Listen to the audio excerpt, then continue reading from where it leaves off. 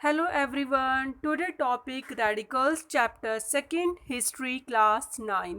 Previous video में हमने read करा था कि किस तरीके से लिबरल्स के थॉट्स होते हैं। स्टूडेंट ये आपको बात ध्यान में रखनी है कि ये एग्ज़ाम से रिलेटेड क्वेश्चंस हैं, बहुत इंपॉर्टेंट है। रेडिकल्स और लिबरल्स एंड कंजर्वेटिव। सेकंड अब हम पढ़ेंगे radicals. Radicals wanted a nation in which government was based on the majority of a countries population. यहाँ पे आपको क्या ध्यान रखना है, कंपेयर करोगे लिबरल से तो इसको तो आपको समझ आएगा। ये चाहते थे मेजॉरिटी होनी चाहिए पॉपुलेशन की गवर्नमेंट के लिए, यानी वहाँ क्या चाहते थे, वो चाहते थे कि वोट कौन डाले, जिसके पास प्रॉपर्टी हो, यानी वो सबकी मेजॉरिटी तो नहीं चाहते थे। लेकिन रेडिकल जस्ट अपोजिट क्या चाहते हैं, वो चाहते हैं कि मेजॉरिटी ज़्यादा से ज़्यादा पॉपुलेशन की होनी चाहिए गवर्नमेंट बनाने के लिए। तो आपको लिबरल का जस्ट अपोजिट इस पॉइंट को रिमेंबर रखना है। मैनी सपोर्टेड वुमेन्स सफरगेट मूवमेंट्स, और इसके अंदर वुमेन्स को भी वोट डालने के लिए फेवर में थे, जबकि उधर वो वुमेन्स के लिए बिल्कुल डिनाइड कर रहे थे, वोट के लिए सफरगेट नहीं कर रहे थे कि भाई उनको वोट डालने का अधिकार होना चाहिए। Unlike liberals they oppose the privileges of great land owners and wealthy factory owners. और ये किसके अगेंस्ट थे, यानी जो बहुत बड़े बड़े फैक्ट्री ऑनर्स होते हैं, जो वेल्दी होते हैं और लैंड ऑनर्स होते हैं, उन्हीं के हाथों में ना सारे विशेषाधिकार नहीं होने चाहिए, पावर नहीं होनी चाहिए, क्योंकि इससे क्या होता है वो सारा प्रॉफिट तो लेते हैं और साथ के साथ जो वीकर सेक्शन होता है, कमज़ोर होते हैं, जैसे लेबर हो गया, वो उनका एक्सप्लॉइट ज़्यादा होता है, उनके जो फेवर की जो चीज़ें होती हैं वो कम होती हैं। तो इसीलिए ये इनका मानना था कि हमेशा फैक्ट्री ऑनर्स को या लैंड ऑनर्स को ही सारे अधिकार नहीं होने चाहिए। They were not against the existence of private property but dislike concentrations of property in the hands of a few.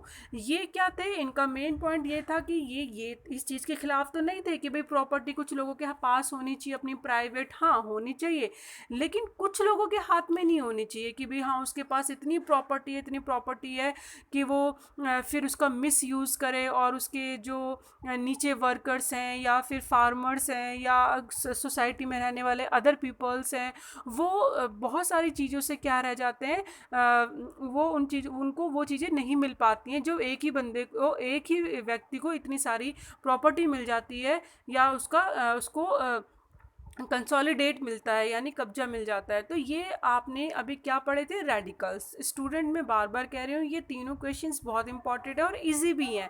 आपको जस्ट इसके कुछ पॉइंट्स अपने माइंड में याद रखने हैं कि अगर भाई रेडिकल्स अगर फास्ट चेंज चाहते थे तो लिबरल कैसे चाहते थे। ये कुछ वर्ड्स हैं जो आपको अपने माइंड में इसको ध्यान रखना है, जिससे कि आप इजी इसको याद कर सकते हैं और याद करने की वजह से आपको ईजिली समझ आएगा। नेक्स्ट हम पढ़ेंगे कंजर्वेटिव थॉट्स। कंजर्वेटिव थॉट्स क्या थे, जैसे कि राजा होते हैं। अब राजा क्या भाई, वो तो रूल करते हैं, वो तो अपोज होंगे रेडिकल्स और लिबरल्स के। क्यों अपोजिट थे, क्योंकि वो अगर चेंजेस चाहे फास्ट हो या स्लो हो, भाई चेंज तो हो ही रहा है, लेकिन उनको तो प्रॉब्लम होगी ना, क्योंकि अभी तो वो राजा थे, सब उनको एक वैल्यू देते थे, अब वो वैल्यू नहीं मिलेगी, उनको सब भूल जाएंगे, तो उनको बहुत प्रॉब्लम थी, चेंज थी, इसलिए वो अपोज थे। तो आप इस तरीके से लर्न करो कि कंजर्वेटिव रूलर्स थे, इसीलिए वो रेडिकल्स लिबरल्स के अगेंस्ट थे। रेडिकल्स कौन थे, वो बिल्कुल लोअर क्लास थे, यानी वीकर सेक्शन था, इसीलिए वो चेंज जल्दी चाहते थे, क्योंकि उन पर बहुत एक्सप्लॉइट होता था, वो बहुत चीज़ों को फेस कर रहे थे, प्रॉब्लम्स को। और लिबरल्स क्या थे, वो मिडिल क्लास थे, उनको इतनी प्रॉब्लम फेस नहीं करनी पड़ रही थी। तो ये वर्ड्स के अकॉर्डिंग अगर आप याद करेंगे ना तो ईजिली आपको लर्न हो जाएगा। After the French revolution however even conservatives had open their minds to the need for change. अब क्या है, लेकिन जब फ्रेंच रेवोल्यूशन हुआ, कंजर्वेटिव जो थे, रूलर जो थे, राजा, वो इतनी जल्दी चेंज नहीं चाहते थे, लेकिन चेंज तो रोक भी नहीं सकते थे, क्योंकि जिस तरीके से फ्रेंच रेवोल्यूशन हुआ था और उसके बाद बहुत तेज़ी से माइंड में लोगों के चेंजेस आने लगे थे, तो अब उनको ये महसूस होने लगा था कि भाई चेंज तो अब होगा ही होगा, उसको हम नहीं रोक सकते। Early in 18th century conservatives had been generally oppose to the idea of change. 18th century में तो कंजर्वेटिव अपोज थे आइडिया ऑफ चेंज के, बट 19th century में they accept the some change was inevitable but believe that the past had to be respected and change had to be brought about through a slow process. That means 19th century में उन्होंने accept कर लिया, rulers ने, conservatives ने, कि भाई हाँ अब चेंज वो इनएविटेबल है, हम उसको कंट्रोल नहीं कर सकते, वो तो चेंज होगा ही होगा। बट वो कहते थे कि हमारे जो पास्ट है उसकी रिस्पेक्ट करो, यानी हम राजा हैं तो इसका मतलब नहीं हमें उखाड़ के फेंक दो, हमें रिस्पेक्ट ना दो या फिर हमारी वैल्यू ना रखो, आने वाले टाइम में हमें कोई याद ना रखे। तो वो बोलते थे कि चेंज करो लेकिन पास्ट को भी रिस्पेक्ट दो, and change had to be brought about through a slow process. और अगर चेंज हो रहा है तो वो भी होना चाहिए स्लो प्रोसेस से होना चाहिए, कि एक साथ नहीं कि हाँ भी हमें एक साथ हम गद्दी से उठा के दो, हमें नीचे पटक दो, ऐसा नहीं होना चाहिए कि बिल्कुल ही ऑड लगे। तो चेंज करो लेकिन स्लो करो, क्योंकि उनको भी समझ आ गया था रूलर्स को कि भाई अब तो चेंज होगा ही होगा, क्योंकि फ्रेंच रेवोल्यूशन के बाद जो वहाँ पे लिबर्टी, इक्वेलिटी और फ्रीडम आया था, डेमोक्रेट आया था, अब सभी चाहते थे कि भाई हमारे पास भी ये चीज़ होनी चाहिए। तो सच काइंड ऑफ थॉट्स थे पीपल्स के ग्रुप के, जिसके अकॉर्डिंग अब लोग चीज़ों को चेंज चाहते थे, और कोई स्लो तो कोई फास्ट चाहता था। तो ये स्टूडेंट आपको लर्न करने, इनके करेक्टर्स बहुत इजी हैं, आप इनके पॉइंट्स बना लीजिए कि 1-2 और लर्न कर लीजिए। सच differing ideas about society change clash during the social and political turmoils that follow the French Revolution।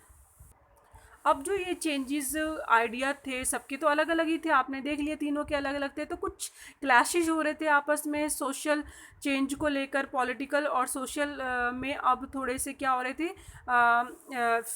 French revolution के बाद टर्मोइल होने लगा, चेंजेस होने लगा, सब कुछ अनिश्चित होने लगा, turmoil means, and the various attempt at revolution and national transformations in the 19th century में बहुत सारे रेवोल्यूशंस और नेशनल ट्रांसफॉर्मेशंस हुए, help define both the limits and potentials of the political tendencies। उनकी 19th सेंचुरी में बहुत help मिली इन चीज़ों को डिफ़ाइन करने में, लिमिट्स को भी और उनकी पॉलिटिकल टेंडेंसीज को भी बताने में।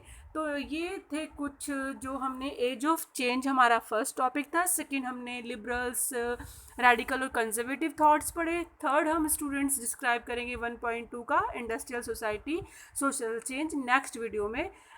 Thank you.